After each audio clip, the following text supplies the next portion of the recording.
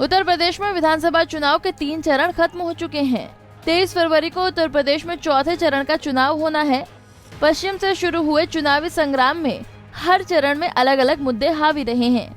पश्चिमी उत्तर प्रदेश में बीजेपी ने सुरक्षा का बड़ा मुद्दा बनाया था, लेकिन चौथे चरण में बीजेपी आतंकवाद को लेकर सपा को घेरने में लगी है। प्रधानमंत्री नरेंद्र मोदी और मुख्यमंत्री योगी आदित्यनाथ ने अहमदाबाद ब्लास्ट को लेकर सपा को घेरने की कोशिश की है, तो वहीं सपा सुप्रीमो अखिलेश यादव ने भी सधे अंदाज में इनका जवाब दिया है। हैरानी की बात यह है कि अवध के इलाके में चुनाव प्रचार के दौरान अयोध्या में मंदिर बनाने के मुद्दे को बीजेपी ने थोड़ा पीछे ही रखा है। अब तक अयोध्या में हो रहे राम मंदिर निर्माण पर बीजेपी के बड़े नेताओं ने कोई बयानबाजी नहीं की है। इससे ये संकेत गया है कि अयोध्या का मुद्दा अब वोटरों को लुभाने में कारगर साबित नहीं हो रहा है। शुरुआती दौर में बीजेपी ने अपनी चुनावी मुहिम में अयोध्या में मंदिर निर्माण मुद्दे को उभारने की कोशिश की थी। अयोध्या में भव्य दीपावली पूजन कार्यक्रम के जरिए भी योगी आदित्यनाथ इस मुद्दे से लोगों को जोड़ने की कोशिश कर रहे थे। अपने चुनावी भाषणों में योगी आदित्यनाथ ने अयोध्या में राम मंदिर निर्माण का मुद्दा भी कभी कभी उठाया, लेकिन इस पर जनता की तरफ से कोई विशेष सकारात्मक प्रतिक्रिया मिलती न देख उन्होंने भी इस मुद्दे को पीछे छोड़ दिया। इसके बजाय उन्होंने 80 और 20% का समीकरण और बुलडोजर के मुद्दों पर ज्यादा जोर दिया। वहीं सपा, बसपा और कांग्रेस ने बेरोजगारी और महंगाई के मुद्दों को पकड़ कर रखा है। अखिलेश यादव ने 300 यूनिट मुफ्त बिजली और युवाओं को रोजगार देने के वादे को हर मंच से बार बार दोहराया है, तो वहीं प्रधानमंत्री नरेंद्र मोदी के अहमदाबाद ब्लास्ट में साइकिल के इस्तेमाल पर व्यंग किए जाने पर भी उन्होंने सधे अंदाज में जवाब दिया। एक तरफ तो उन्होंने पीएम के साइकिल के साथ वाली एक तस्वीर साझा की और वहीं दूसरी तरफ उन्होंने पीएम के बयान को बीजेपी की हताशा का नतीजा करार दिया है। अखिलेश ने कहा कि अहमदाबाद ब्लास्ट भी तत्कालीन मुख्यमंत्री नरेंद्र मोदी की ही नाकामी का नतीजा थी।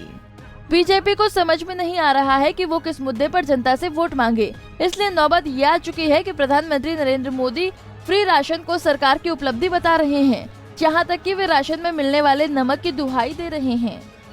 ऐसे में लगता है कि सत्ताधारी खेमे के हाथ से चुनाव का नैरेटिव निकल चुका है। उत्तर प्रदेश जैसे बड़े राज्य में युवाओं को नौकरी और महंगाई जैसे मुद्दे लोगों के दिलों से ज्यादा जुड़े हैं। जो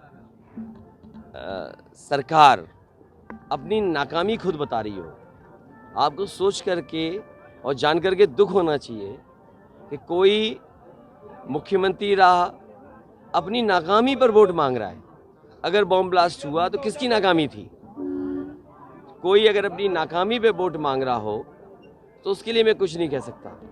और फिर जहाँ तक सवाल ये है कि इस चुनाव को जनता चुनाव लड़ रही है, जनता ने इनकी खाट खड़ी कर दी है, इनकी खटिया खड़ी है, इसीलिए इनके सबके बयान बीजेपी के नेताओं के घटिया बयान आ रहे हैं। और ये बीजेपी के लोग जान ही नहीं रहे हैं कि 440 वोट करंट का इनके खिलाफ जनता में करंट फैला हुआ है।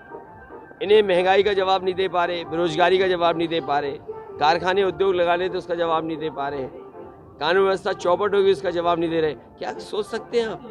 कांस्टेबल लड़की जो यहाँ पर नौकरी कर, बीजेपी को ये समझ नहीं आ रहा है कि किसान भी चौथे चरण में उनके वोट को चढ़ चुकी है।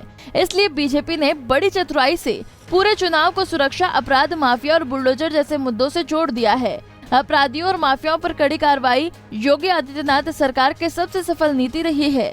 इसलिए बाबा योगी आदित्यनाथ इस मुद्दे को पकड़कर रखना चाहते हैं। वहीं इस बार के चुनाव में राष्ट्रवाद का मुद्दा गौण हो गया है। इससे बीजेपी आलाकमान थोड़ा परेशान जरूर नजर आ रही है। जैसे जैसे चुनावी रथ पूर्वांचल की तरफ बढ़ेगा, वैसे वैसे बीजेपी को बेरोजगारी का मुद्दा भी डगमगाएगा। हालांकि पूर्वांचल में जाति के गोलाबंदी भी चुनावी नतीजों को प्रभावित करती है।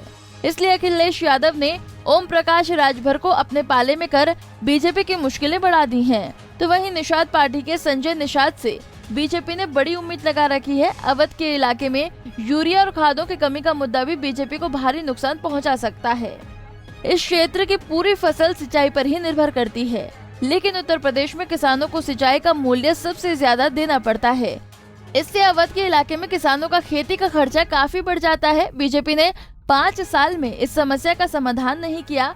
उल्टा चुनाव में अब बीजेपी किसानों को मुफ्त बिजली देने का वादा कर रही है, जिस पर भरोसा करना किसी के लिए भी आसान नहीं है। इसके अलावा इसके अलावा आवारा पशुओं के कारण खेती में हो रहा नुकसान भी चौथे चरण का एक बड़ा मुद्दा बन गया है। चौथे चरण में बीजेपी के बड़बोले नेताओं को आवारा सांडों का डर पूरी तरह से सता रहा है। Bureau report, Punjab Kesari TV.